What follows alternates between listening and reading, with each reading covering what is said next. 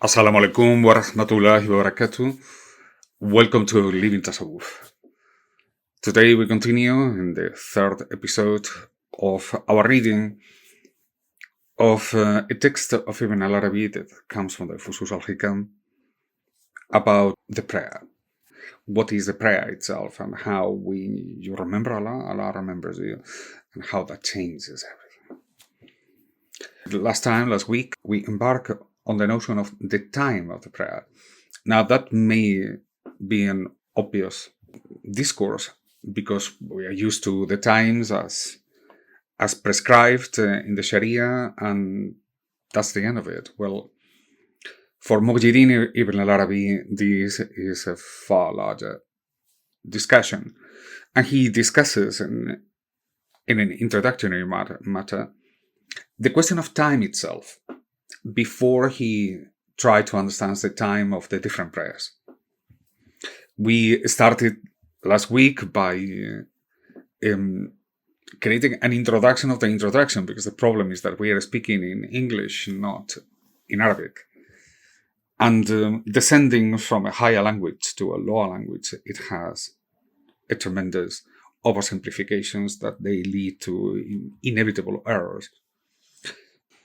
There are many words for Arabic to refer to time, many, but three fundamentally so. One is the question of Waqt and Zaman. As he explained, Waqt is an instant, is an estimation imposed of what has no independent existence. So to say this time is this instant is choice. And then the Zaman is an expansion, is a stretch between instances. Still is an imaginary idea because it stands on the basis of two instances that we have imagined. And but it becomes like a container in which an event takes place, defined by this container. Then it shapes the meaning of the events. So the events have meaning in relation to the timing in which they take place. Seen in a larger picture, the meaning will be entirely different. So Waqt and Zaman are descriptions of something that occurs in the imagination of the observer. This is mankind playing a fundamental role. And here is where it comes ideas such as, for example, the calendar units, the day, the night, the month, the year. They are conventional partitions of celestial motions. This is to do with the sun, it's to do with the moon. And these relations and attributions, they don't have a substance. They're, in Arabic, an ayn. They don't have an ayn. They exist is to do with the movement of heavenly bodies. But as we measure them, and here the important thing is the measuring. If you were to look at the sun in itself, it doesn't have days or nights, or the moon, or even if you try to see it from the point of view of terrestrial point of view, these are just rotations that they don't have beginning or end. Depending on where you are, this is day or night. Even in location on the planet Earth, it just keeps moving. So it requires location, it requires observer, so that you can define all these terms. And yet, in Arabic, there is another term, one of the many, as I said, that refer to time, but one significant, so that comes from the Hadith, where Rasul said, "Do not curse Dahr, because Dahr is Allah." And that indicates a different type of time. Remember that all these three statements, they are referred to as time, but they are three different things altogether. From the description of the Hadith, we come to the conclusion that Dahr is not observation as such, but is haq. It has a complete different category. While Waqt and Zaman are abstractions, we can say that there is a time that is real, that is absolute. And that gives a kind of geometry of this notion in the eyes of Ibn ʿArabi, where he refers to imagine time being endless, like a line that has no end. So he refers to it like a line. It has a circle, it doesn't have beginning or end, it just continues. And a time will be a dot in this line, in a line or a circle that is endless, a dot, and a Zaman will be the span between these two dots. Now, this requires observers in order to focus onto something. It's to do with attention. While from the point of view of the line, in the line, the dot doesn't have existence. It doesn't indicate anything because it's part of the line. And Zaman is part of the line. It's like there's no movement there. And so to refer to this, the Sheikh uses the expression azal. Azal is something we can call timelessness. And timelessness, as the Sheikh says, is not an indication of an special category of time, but is the negation of the observable time. So it's negative. It doesn't have existence either. It's just a way of saying Allah is not the time, the observable time. And in English, we may say timeless because it's a negative information about time. But what time? The observable time. And so these concepts that they are utterly confusing in English, they are extremely clear in Arabic. And they are not discussed nowadays. Most people have reference to it, but they don't quite really understand it. And we often refer to time with the same type of discourse as we do in English. And so the Arabic language has been altered, the current Arabic language, the spoken, almost in the same line. And we follow expressions that they are absolutely inconceivable, that they affect the way of life in the same way that for the kuffar they can speak about the time value of money. I have spoken with Arabs that they come and they tell you the time value of money, just like that, which means interest rates are absolutely completely normal. This cosification of time, which is endorsed by our science. Remember Einstein, who himself, he gives a physical description of the universe in which time is a coordinate of time and space-time. It's like the clock measured world lines according to a larger frame of space-time. For us, the understanding of time is divided on which one of the words we use. So there is an imagined estimation. It doesn't matter how do you compare with, it's still imagined. So it doesn't have any reference to time or gravity or anything. It's just an estimation tied to attention. Where do you want to put the attention? In that way, it is relative. Only in as much as we come into the picture as observers. And it has a value because it allows for the ritual alignment of the prayers, but it is in itself just an observable attention, form of attention. So the Waqt, the Zaman, and Dahr, they represent relations in relation to some body of some kind, the sun or the earth, and the relation between the two, but they just remain estimations. When it comes to the practical use of this time and absolute validation of these terms is where it becomes problematic. For example, as I just mentioned earlier, the use of the time as a mere instrument of quantification of money and how it changes people.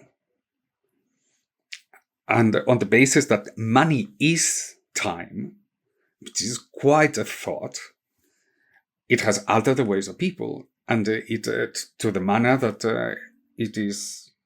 We have a different type of society that we assume it is the way it is, but it's to do with the reification of observable time that affects the way of living in a manner that is almost imperceptible without having the help of somebody like Ibn al-Arabi to put the things in their place.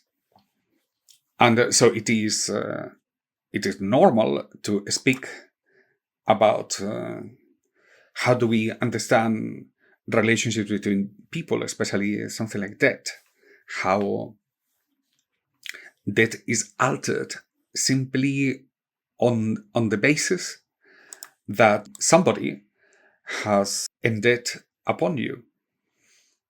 Just imagine for a second that we were to reinvent debt without interest rates or without inflation, which is they are all interrelated. To pay a debt or to delay a debt will not be of any crisis. So you can say to somebody, okay, just pay me later, it's fine, because the money doesn't lose value, because the money is not contained into, is standardized as time itself, the moving of the clock. But it is an amount of money, and that's the end of it, because there's no inflation.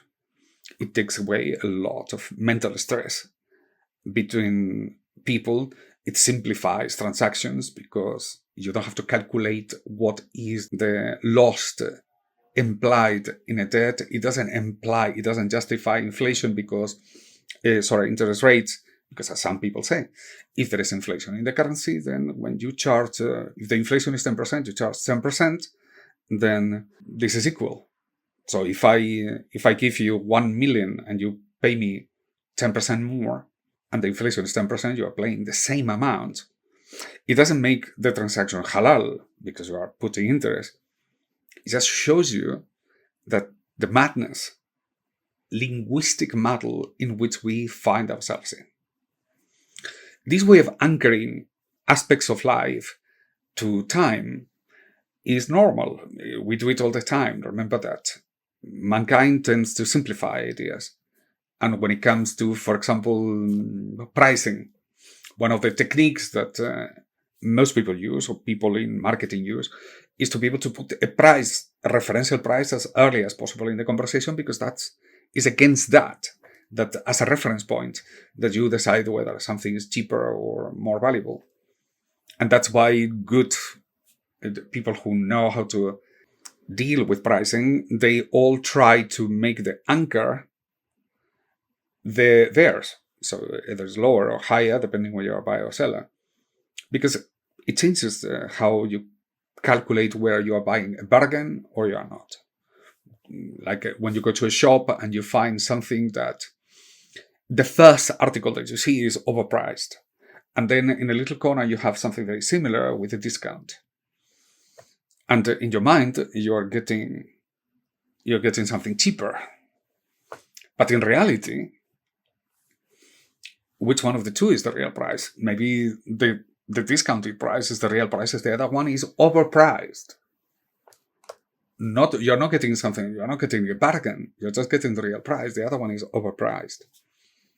This way of relating to affairs indicates the very notion of what Ibn al-Arabi means when he speaks about the observation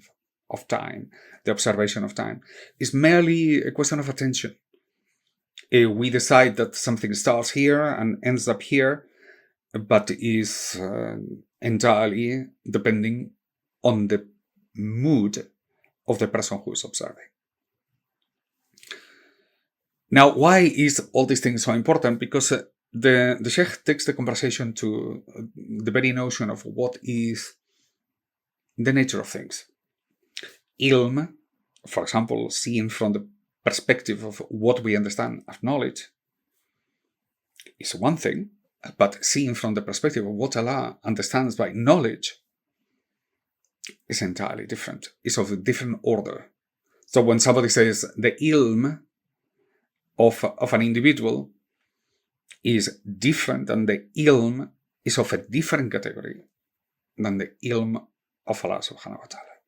And in this distinction, he says this is like waqt in relation to azal, something that is not objectively observed. And so it is that the knowledge of man is different than the knowledge of Allah. And so understand that the world is created on the knowledge of Allah, not on ours.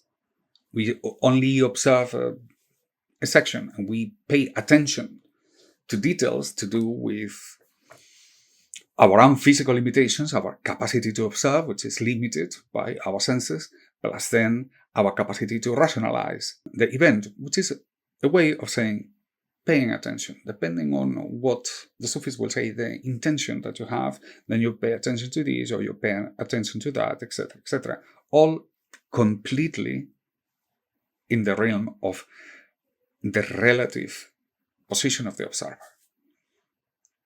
And in doing this thing, then he discussed things like, for example, Allah is Al-Hakim, is the wisdom, and is the wise.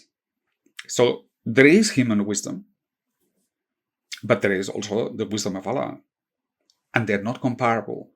So that same difference that there is in time is applicable to all the names. So our capacity to see, Allah sees. Our capacity to hear, Allah hears, etc., etc., etc. Our rahmah, the rahmah of Allah, etc. And in this thing, it composites the very distinction that on which Sufism stands, is to be able to differentiate between we as the observers of the world and the world with ma'rifah, which is to be able to recognize that there is Allah's wisdom, Allah's knowledge, which is way above ours. It's not the sum of all knowledges. So Allah is not, if we were to gather all the knowledge of all the people and multiply by artificial intelligence, then we will arrive to the knowledge of God. No, it's way above it, incomparable.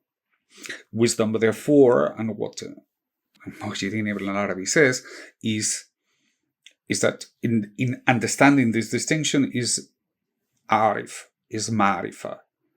Ma'rifah is to notice the difference between you as the observer of the world and Allah as the absolute truth. Here it becomes absolutely clear to the observer, to the person who is going to pray, that there is a difference between the world as perceived and sensed by the individual and the reality, to the haq. Do not mistake one from another.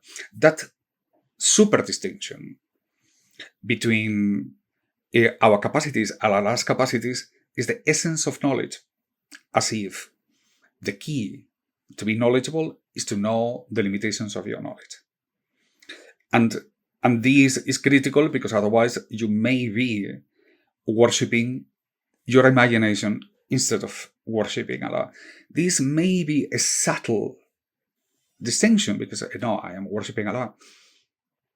But how do you come to ma'rifah, how do you come to understand Allah, is critical. Without ma'rifah, what he calls the arif, without the knowledge of the arif, of the knower, it alters the reality, everything that you do, including the worship. So it comes to the point that even understanding time becomes critical to the worship. That you understand what is your time, how life occurs to you. is critical in order to understand that you are worshipping that which contains you.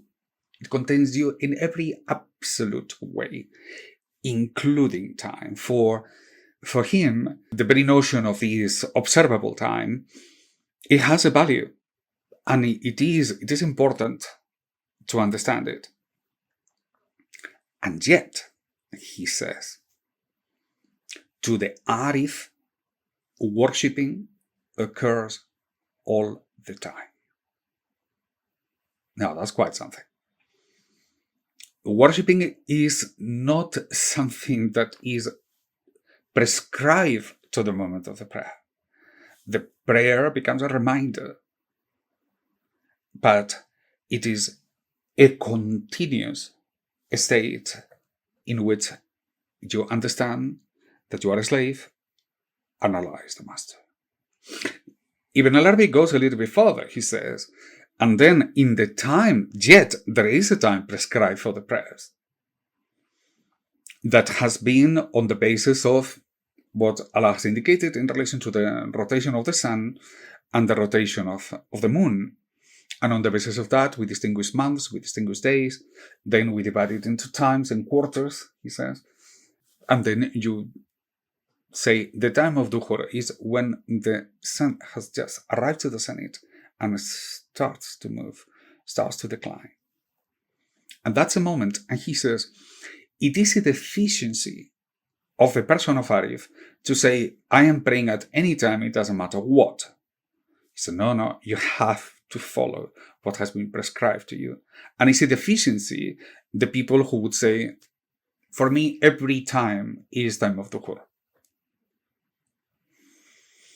Which means the state of the Musdub, for example. For the Musdub, he doesn't care. He just can pray and pray and pray for one day in a row. If this is not higher knowledge, this is deficiency of knowledge. Explaining, therefore, that there is a meaning in what has been prescribed, and this is not a random event. There is a meaning into the motion of the sun and the motion of the earth, and inasmuch as it has been used in order to measure something that implies aspects of life. And to the acknowledgement of them is important. So Duhur is at the time of Duhur. And it is seen as a perfection within that time that has been validated by the Sharia to do it as early as possible. At the beginning of that period, this is the best prescribed time. And it is considered a refinement of the Ma'rifah to be able to conform to these moments that Allah has prescribed. And here, what you have, Ibn ʿArabi says, is that even though, of the people of knowledge, that all the time is a moment of prayer, and what distinguishes a Sufi from somebody else, from somebody who doesn't know, is that at every given time I am in that relationship that is I, a slave of Allah subhanahu wa ta'ala, which we recreate by the act of prostration before Allah subhanahu wa ta'ala with the knowledge of ihsan. That ihsan, that the presence of Allah, it carries with you throughout all the hours of the day. That is compatible with the notion that, and Allah has given prescription to the times according to a manner that you can understand, that you have to do these and these particular ways of worship. And that is, for me, precisely one of the is the essence of what tasawwuf is the balancing and the joining together of the notion of hakika and sharia. At the very center of our understanding is to understand how what has been prescribed is foundational to the understanding of the hakika.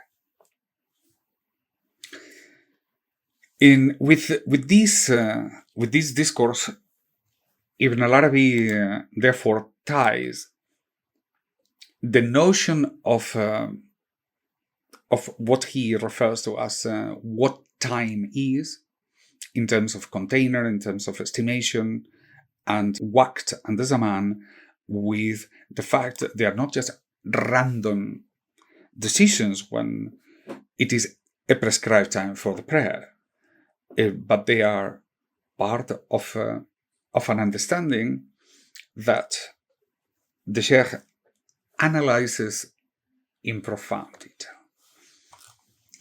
And he says, these decisions that Allah subhanahu wa ta'ala made on the time that is observable from mankind, they are part of his qadar, they have been given to mankind from not our perspective of the observable time, from his azal. And there is a beautiful discussion about this that when you try to read it, is equally confusing as it is equally clear. And he will say things like, for Allah subhanahu wa ta'ala, when he gives to people these laws, they have been prescribed from even before he was born. They are part of the qadar. They are part of the destiny. When it comes to mankind, they are part of the destiny in which he is built. For him is destiny because it's a knowledge that we do not understand. And for mankind, is just rules according to what the sun is doing. And this is because we are discussing two different natures altogether. And in doing so, what the Shaykh is trying to emphasize is the absolute distinction between the knowledge of Allah and the knowledge of mankind. Now, in what I call the confusing part, he will say, because if it wasn't like this, then you would be able to say that Allah is the creator of everything in the world and is not the creator of everything in the world. And you can see why some Wahhabis will start kind of getting excited with, look at what he is saying. What he is in reality saying is that mankind doesn't have the understanding, not even in a comparable form to what Allah knows. And his understanding of time is not even close to everything we understand by timing. And why this thing is decisive in order to understand the creation of things? Because creation requires time. It's something that doesn't come from non-existence, as he goes, to existence, except for the creation of Allah. Otherwise, there will be no creation. If something already was existing, there will be no creation. No, there is a time. It comes into existence at a particular time. But that time is to Allah, is part of the destiny. And so it's like kind of, don't even try to understand destiny. So it's like way beyond your level of comprehension.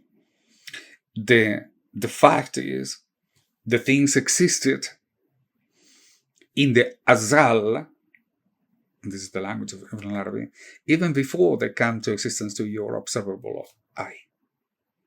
Now, this is not only true about general objects, that the creation is timeless, is timelessness. It is dependent on the person who's observing. From Allah subhanahu wa ta'ala, this is different. It doesn't have beginning or end. And then when you just try to grasp these ideas and just put it all together, he says, because Allah is the beginning and is the end, but is a beginning without beginning. And is an end without an end. So if somebody will say, no, Allah has a beginning, to somebody you can say, either what you are saying is shirk, but he will say, but the ayat of Quran says. So what is the problem? What is the problem here? How can you say Allah has a beginning? Or he's the first? Allah is the first and He's the last. How can He be the first? It means there was nothing before. And they said, this depending on the point of view of the observer. And you cannot understand this thing except in the knowledge of Allah, which is timelessness. Do you understand? That the matter that, as we have discussed before, is impossible to translate into English.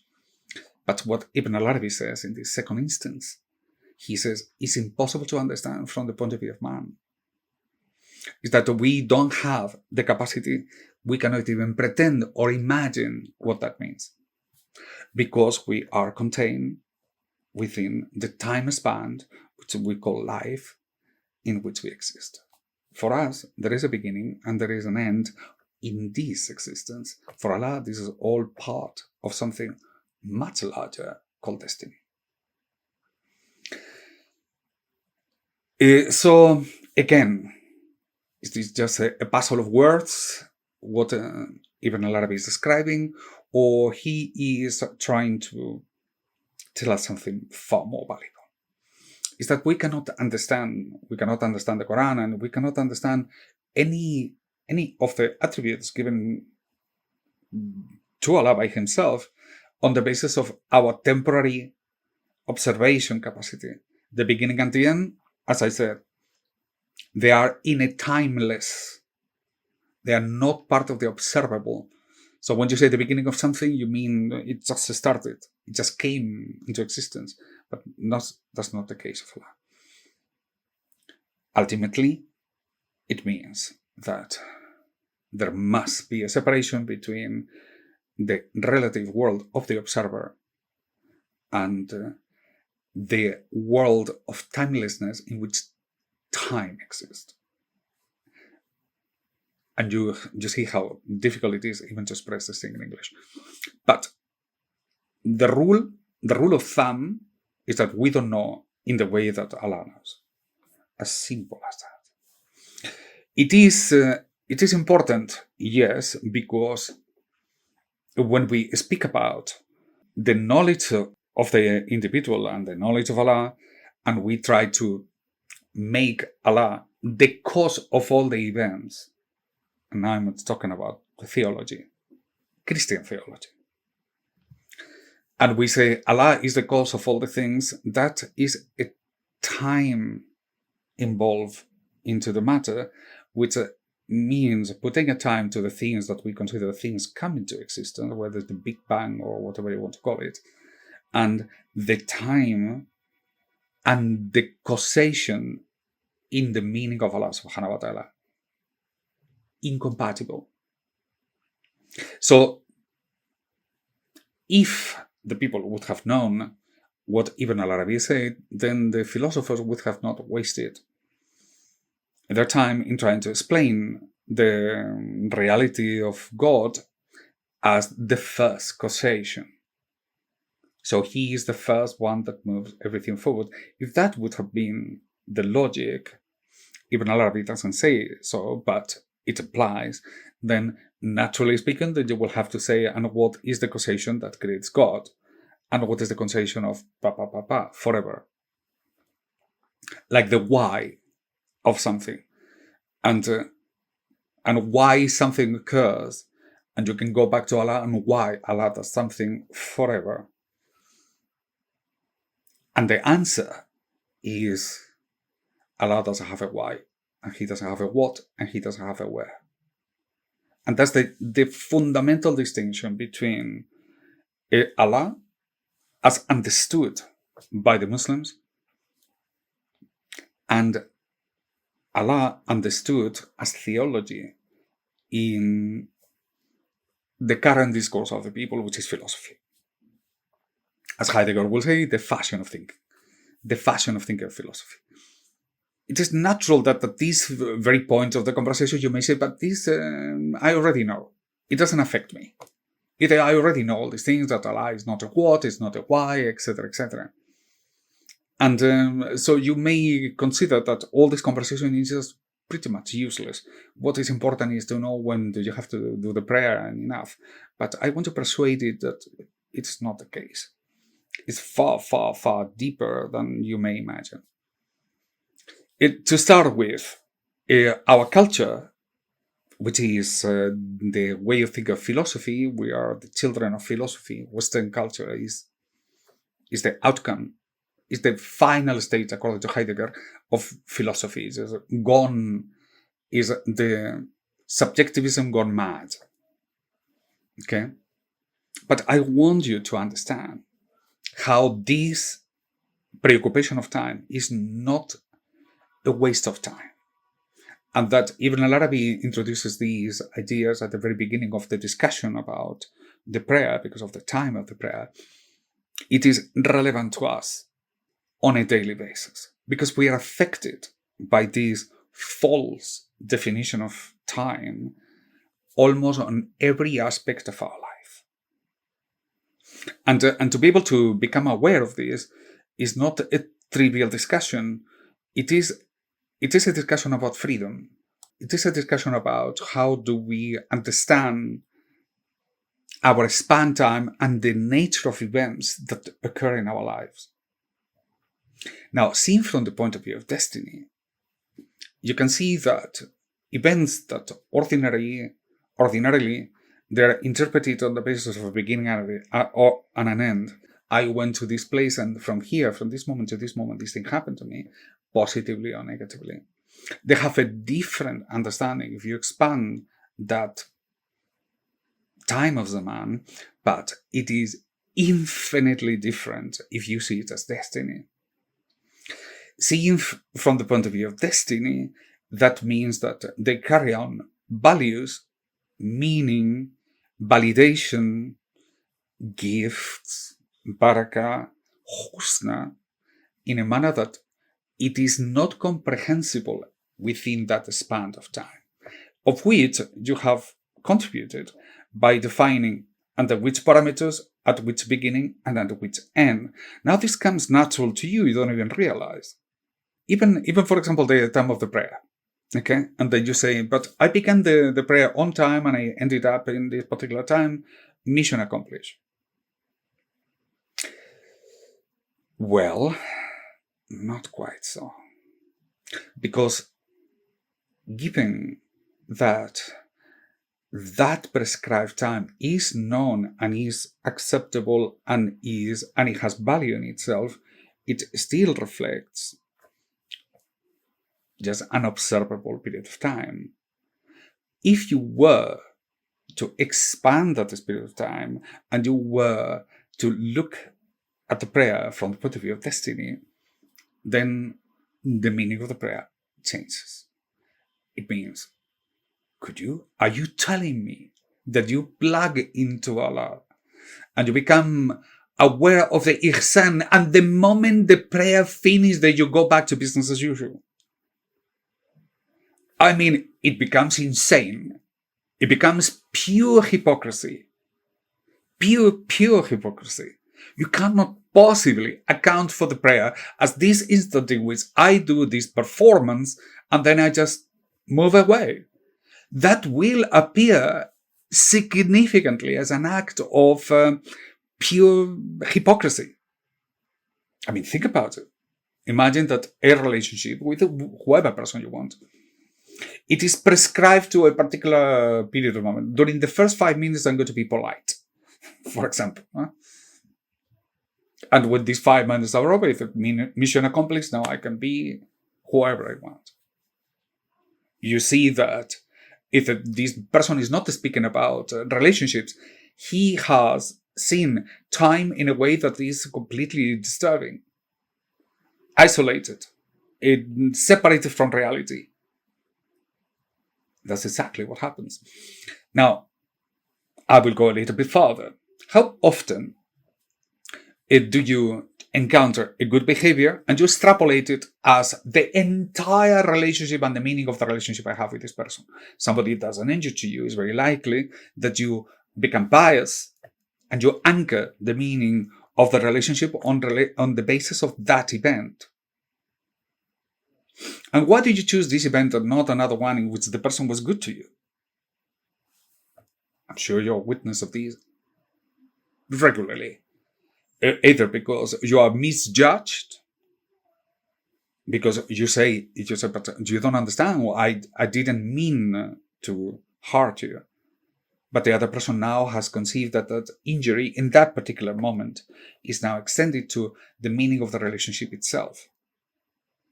Something that it is clearly the result of our observation now becomes extrapolated as absolute.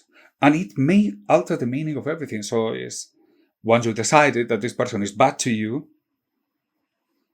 the other person may come with gifts, with appraisals, with support, etc., and you don't care, because now the reference point in which you anchor the meaning is that particular Zaman that you have articulated on this moment, and ends in that other moment that illuminates the meaning of the entire relationship. I am sure that you have perceived this thing happening to you, or maybe you have been yourself the conductor of such behavior.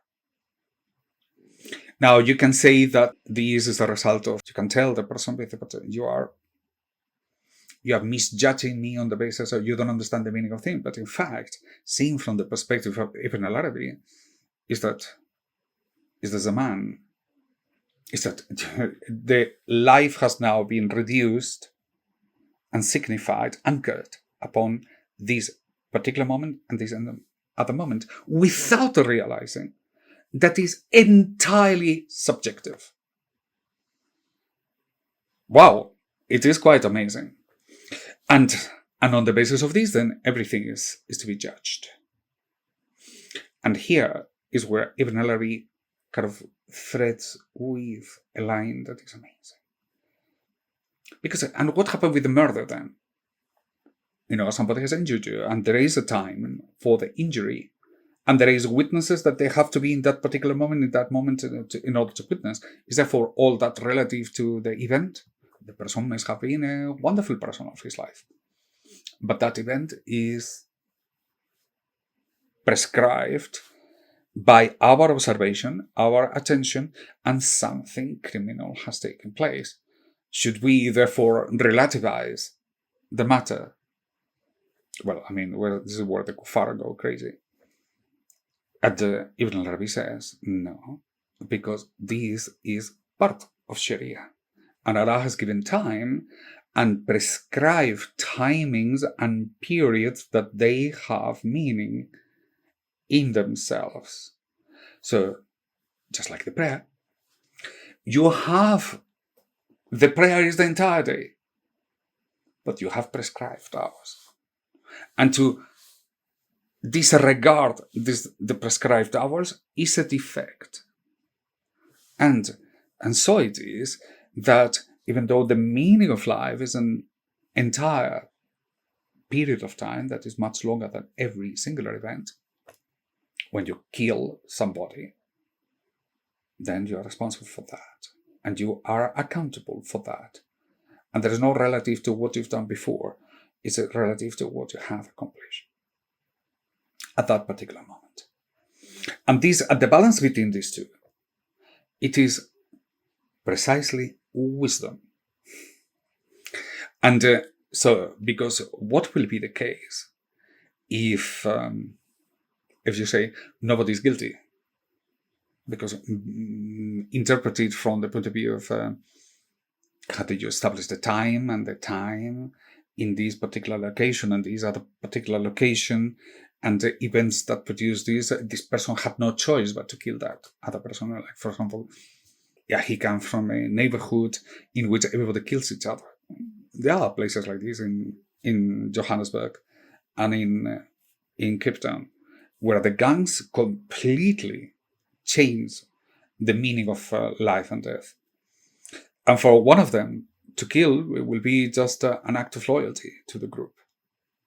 Yeah, like this. Has he killed or has not killed? And the answer is, he has killed on the basis of the Sharia. So how do you recompose these two realities? And this is where Ibn ʿArabi says, is because this is, the Sharia is not observation, is part of destiny.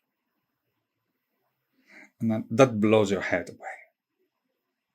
Is that was prescribed. Now, what does it mean? It means, my Shaykh used to say, the murderer and the murderee and the person who has been killed, they are in love with each other. They have been moving around through existence, and at the prescribed moment and a prescribed instant, they meet and the murder takes place. They have been all the way moving around in different locations in order to have this encounter, that it was written to them before they were born. Wow. And so where the Sharia stands? On this, the meaning of life cannot be constrained by time, or should it be on this much larger picture of the meaning of things, that is destiny? And where the Sharia comes in? Well, there is Hakika and there is Sharia, and they go hand to hand. Now, another thing.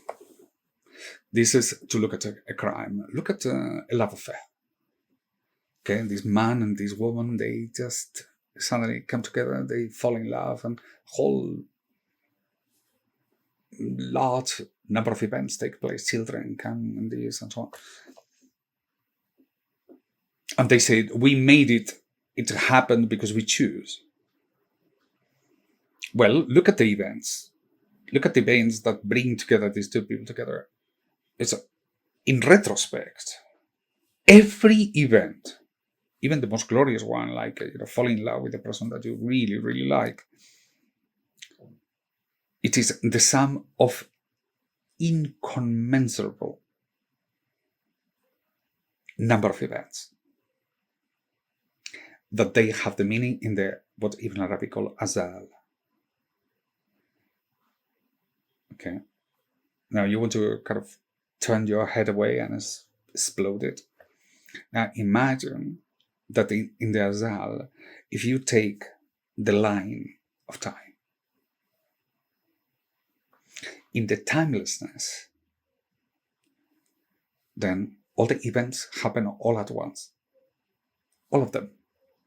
Not just the ones that they are within your Zaman, your period on planet Earth. All the events. Your great-grandfather and the from Adam and Eve and what came before. All smashed into one event. So the timelessness is not that we are suspended outside this time event. It also means that the time is a one instant. Imagine then that in that instant, everything takes place by means of infinite number of relationships that we have no notion. That everything happens just at once. That all is destiny. By the qadr of Allah subhanahu wa ta'ala.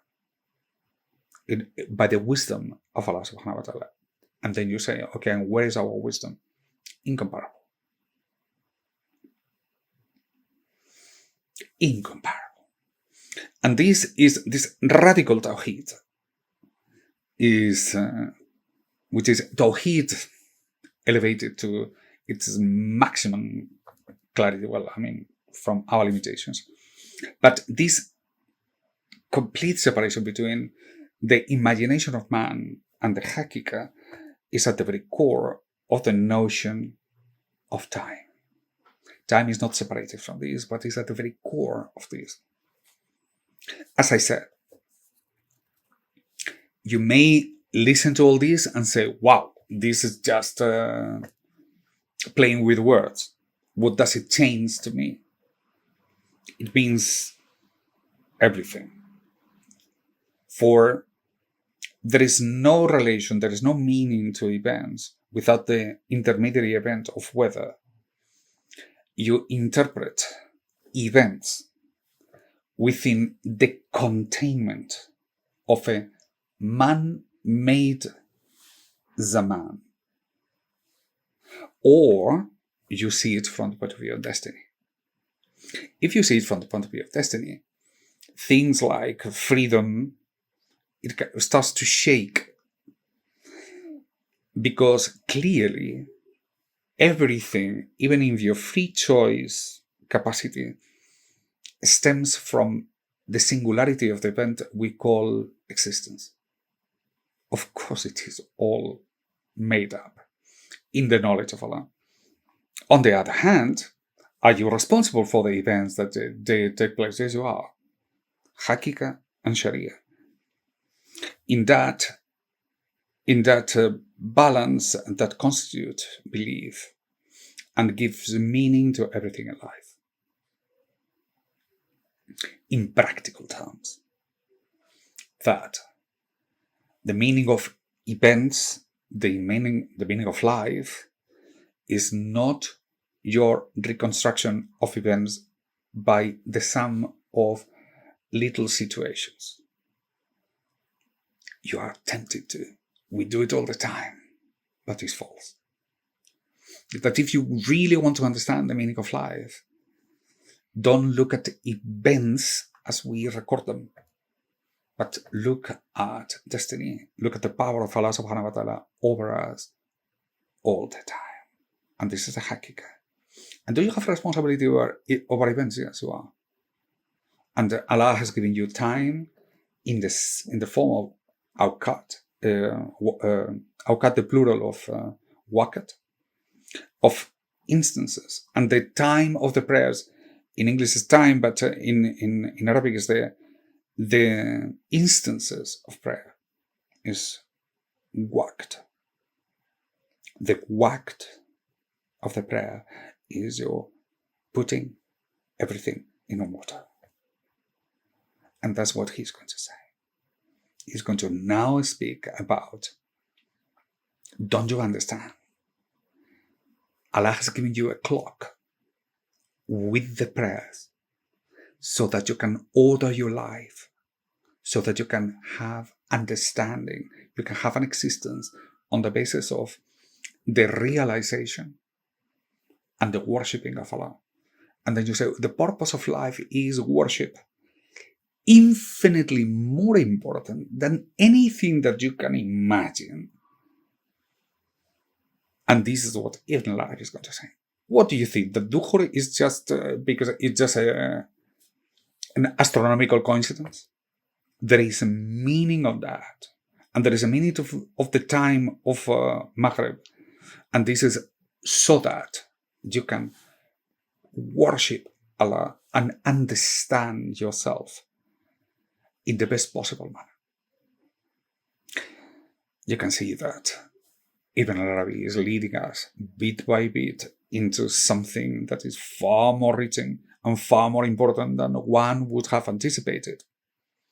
There is the time of the prayer, and there is no question on the matter, but remember, this is all part of destiny, and this is part of a wisdom that belongs to Allah subhanahu wa ta'ala, in practical terms. And I have to say this thing because it's so easy to escape into the immensity of the vagary of the words. It means that the time in which, the Zaman in which you exist, it has a meaning in every second, in every moment. Everything is at stake. That time is not to be wasted. That time is not to be worshipped. That the only time of which you have to be aware of is worship itself. That the purpose of all this is marifah. And the prayer stands at the vortex of this event. That you are here to worship indeed means not only in the prescribed hours, you have to worship in its totality.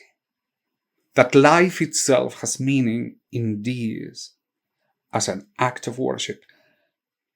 And Allah has prescribed with a composition that it makes, if the sun is rotating for you and the moon is rotating for you and all the events are taking place so that you can pray. That is mind-blowing. That all has been composed so that that moment of the zenith occurs wherever you are at that moment, so that you are now reminded of, for your own good, of what is life for, the meaning of life. These are just things to come. So, time. First of all, we have to drop the English fast. Okay? It's to the question of what is time, you have to answer either what time are you referring to. And the major distinction is the observable time, which corresponds to the movement of the world, is a relationship between movements. That's all the observable, the Zaman and the Waqt is. But there is another dimension, which is timeless, that Allah subhanahu wa ta'ala refers to as Dahr. And he says, Dahr is Allah. Don't curse Dahr.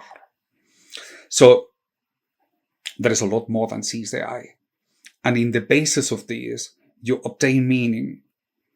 Don't be driven by the meaning of isolated patterns of time, which we call Zaman, in order to extrapolate meaning to your life. Don't do that. It's wrong. If you want, it is indeed true that these events have meaning. Yes, they do. But if you want to really compose the meaning of these events, you have to refer to destiny. And the reference to destiny and the relationship you have to destiny, not the event, to destiny, is one in which you are a slave and Allah is the master. That Allah has brought these events to you not to hurt you, but to lift you up in all events. And that means that you have to certainly believe in the husna of Allah in all cases, even when something looks to you like a punishment.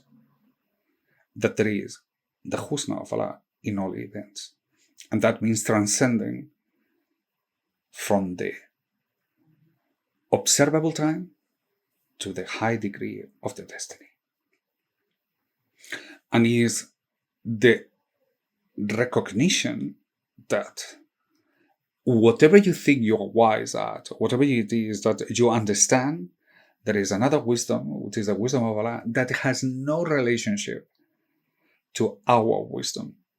It is infinitely superior, with no comparison possible. And that you don't attain, there is no linear relationship between increasing your wisdom and arriving to the wisdom of Allah subhanahu wa ta'ala. No, indeed, but precisely the recognition that you cannot arrive there, the recognition of the difference, is itself wisdom. That wisdom is not to define the truth, but it is the recognition that you're a slave of the truth. Wow. It's mind-blowing, don't you think? And that is what the prayer is for. That the prayer, and at that particular moment, as the Shaykh is going to say, at this particular moment, it is with the precision that you cannot imagine, that Allah has put these timings to this prayer so that you become aware precisely that you are a slave. And what you are doing in the act of prayer is to submit to Allah subhanahu wa ta'ala,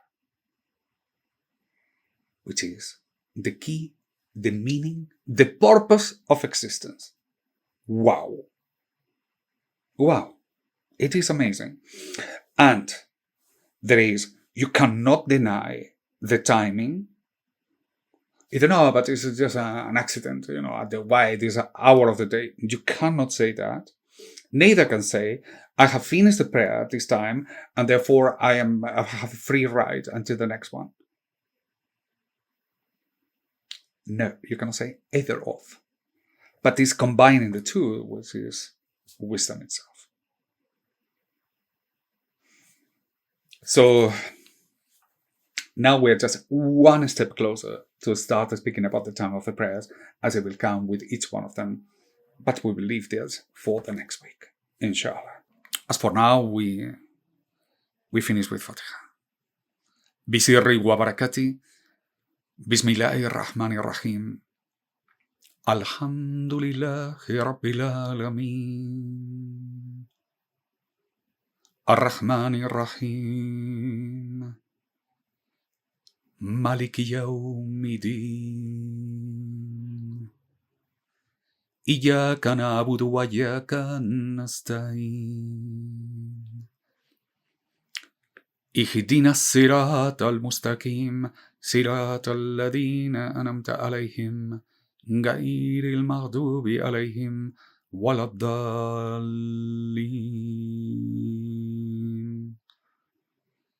سبحان ربك رب العزة عما يصفون والسلام على المرسلين والحمد لله رب العالمين. السلام عليكم.